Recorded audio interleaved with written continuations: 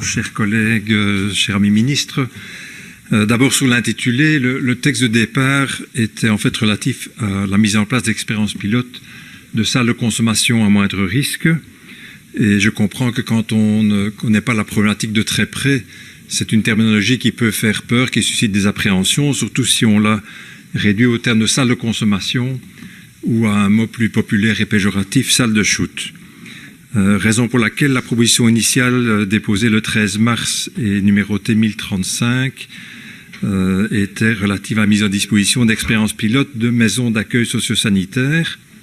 C'était une idée de quelqu'un qui est dans le fond de la salle et qui s'était inspiré d'une terminologie française, mais qui ne savait pas à ce moment-là que nous avions déjà dans notre réglementation des maisons d'accueil socio-sanitaire, qu'il y avait donc une confusion possible.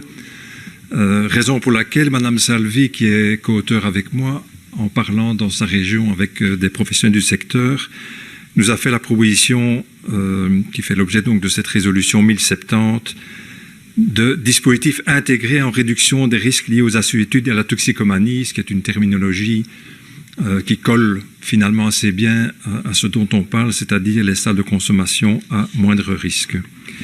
Alors que dire à cette heure pour ne pas être trop long et ne pas lasser, c'est qu'en Belgique sont visées principalement les grandes villes, Anvers, Bruxelles, Charleroi, Gand ou Liège, qui sont d'ailleurs des villes qui ont été associées activement à l'étude rendue publique le 6 février 2018 sur la faisabilité des salles de consommation en Belgique et réalisée par BELSPO, c'est-à-dire la politique scientifique fédérale.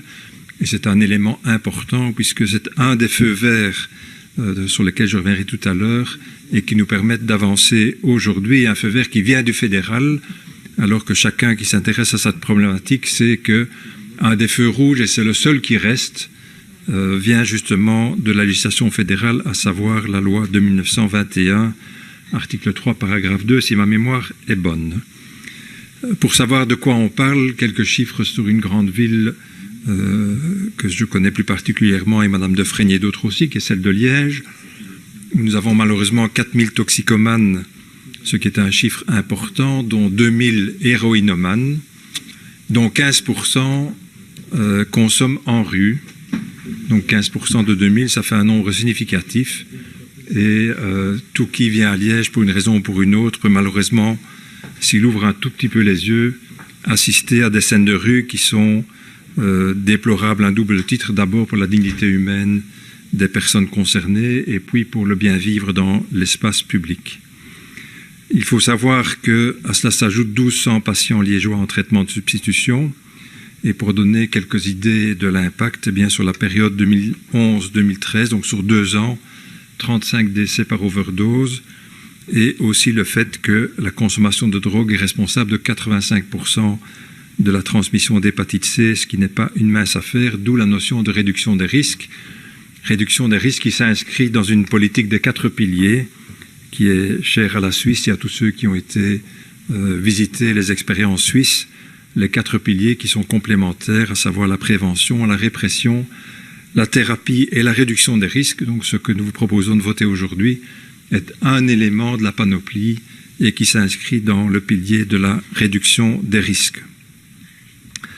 Depuis la 6e réforme de l'État, il y a une compétence nouvelle dans cette Assemblée en matière de lutte contre les assuétudes, qui est en fait une compétence déléguée des communautés.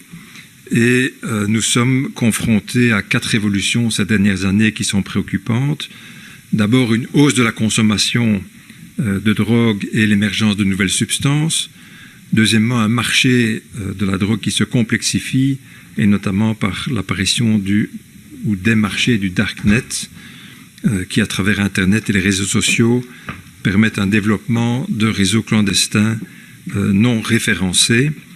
Troisièmement, la polyconsommation, notamment dans les situations festives où des usagers mélangent différents types de drogues, ce qui évidemment ajoute à la gravité de cette consommation. Et enfin, 4e élément en termes d'évolution, le fait que la consommation est de plus en plus présente chez les jeunes, déjà dès l'âge de 15 ans, ainsi qu'une tendance à une forte précarisation des usagers.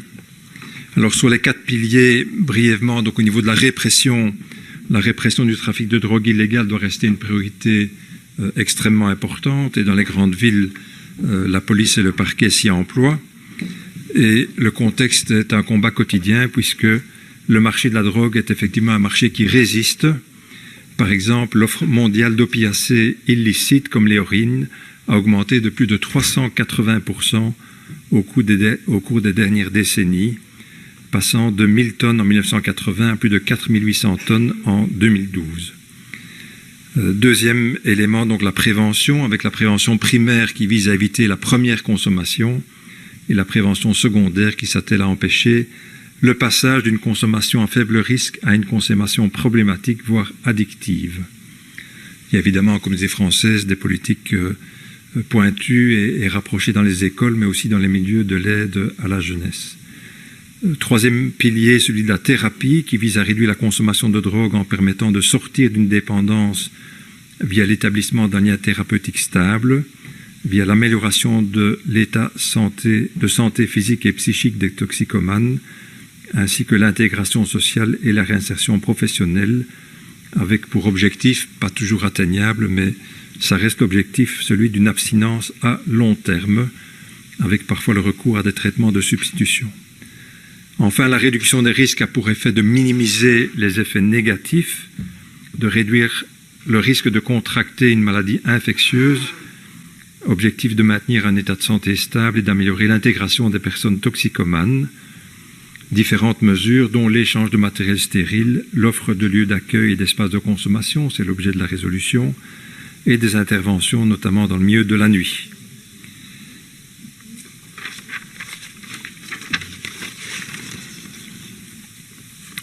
En réalité, la Wallonie est entourée de pays européens, notamment de pays limitrophes qui développent depuis de nombreuses années des salles de consommation. En France, il y en a une à Paris, à Strasbourg notamment, aux Pays-Bas, à Amsterdam, à Luxembourg, au Luxembourg et à Francfort en Allemagne.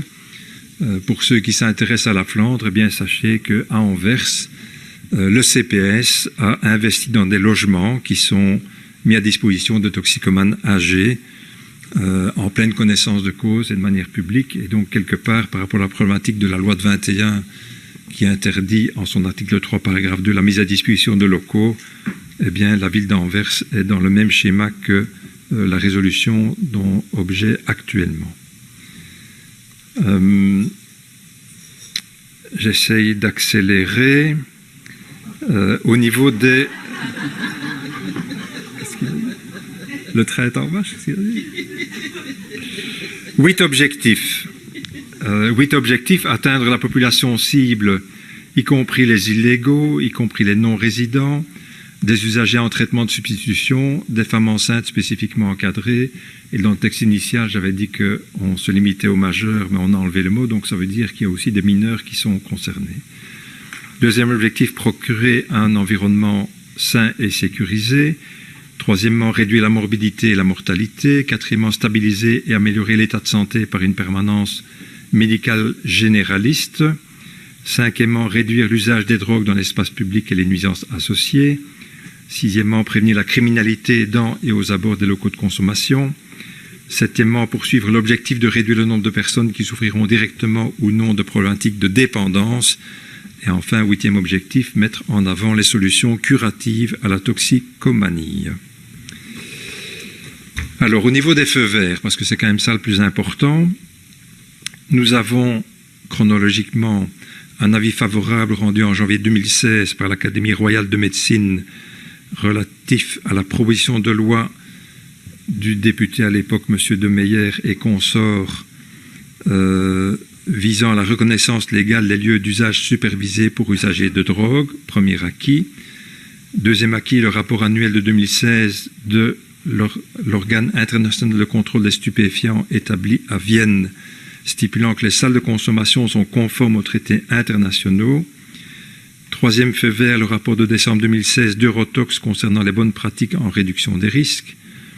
Quatrième feu vert, les recommandations de l'OMS, de l'ONU, du Conseil de l'Union européenne en matière de réduction des risques. Cinquième feu vert, la pratique européenne avec la création d'une première salle de consommation à Genève en 86 et aujourd'hui 90 salles de consommation dans 64 villes de 8 pays différents.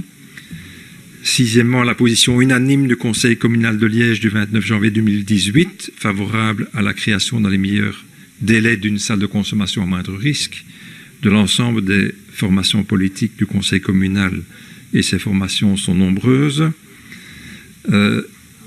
Et enfin, ce que j'ai évoqué au début, à savoir l'étude Belspo du 6 février 2018. Quel est l'objet de la résolution? De demander au gouvernement wallon 4 choses. D'intervenir auprès du gouvernement fédéral afin de prendre les dispositions nécessaires pour permettre ces salles de consommation.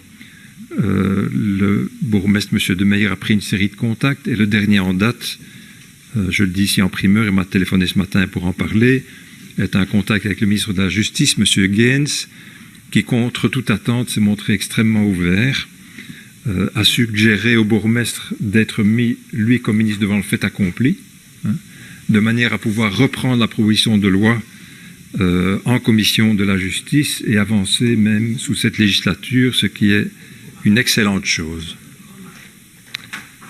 Deuxième demande au gouvernement wallon, un soutien financier, Madame Gréoli.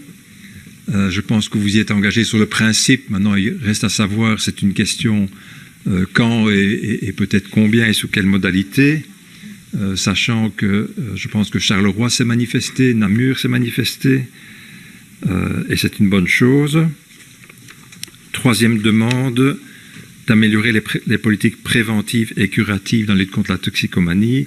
Et enfin, c'est un point essentiel et qui tient notamment beaucoup à cœur à Madame Defraigne, de procéder annuellement à l'évaluation des expériences pilotes et d'en faire rapport au Parlement de Wallonie, en sachant que la résolution ici propose d'avancer par période de 4 ans, indépendamment de l'évaluation annuelle, 4 ans reconductibles évidemment, puisque nous ne souhaitons pas revivre ce qu'on a vécu avec la délivrance contrôlée d'héroïne qui a duré 2 ans et puis qui s'est arrêtée du jour au lendemain, mais c'était, si je peux dire comme ça, le deal. Et donc les personnes qui ont suivi ce processus en ont été extrêmement heureux pendant 2 ans et ont parfois rechuté brutalement au terme. Donc ici, si ce n'est pas pour avancer de manière indéterminée, je pense qu'il ne faut pas le faire. Un dernier mot sur l'actualité liégeoise. Nous avons conseil communal lundi, Madame Defraigne, où je pense qu'en urgence, et vous êtes bien au courant, le bourgmestre va nous proposer de confier la gestion de la salle de consommation à la Fondation Tadam, avec pour objectif une ouverture en septembre de cette année, ce qui permettra d'ouvrir la voie à d'autres grandes villes. Je vous remercie de votre attention.